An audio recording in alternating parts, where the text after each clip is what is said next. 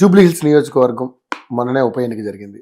మనం చూసాం ఎంత హంగామా జరిగిందో. అధికార పార్టీకి, బీఆర్ఎస్ పార్టీకి, బీజేపీ పార్టీ 3 పార్టీలు కూడా చాలా హోరాహోరీగా తలబడ్డాయి. ఆఖరికి అధికార పార్టీకే పట్టం కట్టారు. నవీన్ యాదవ్ గెలవడం జరిగింది.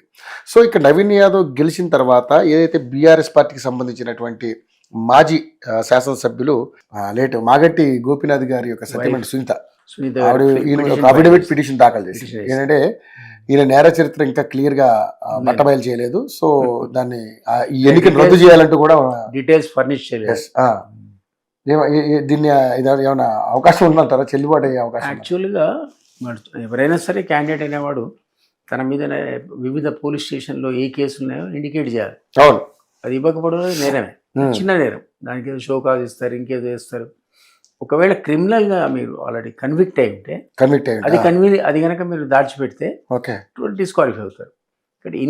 డిస్క్వాలిఫై అవకాశం ఉందంటారా? అంటే ప్రజామద్దతులు గెలిచారు కూడా మీరు మా చెప్పకపోతే కన్విక్షన్ అయి ఉంటే.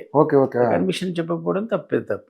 కానీ మీరు 10-20 కేసులు ఉన్నాయనుకోండి, అది ఇంకా ఏం కాలేదు, ఛార్జ్ షీట్ వేసాడు, వేయలేదు, లేదా మీరు చెప్పడం మర్చిపోయారు, అది మైనర్ అఫెన్స్. దానికి మీకు నోటీసులు వస్తాయి, షోకాజ్ నోటీస్ ఖచ్చితంగా ఇవ్వాలి.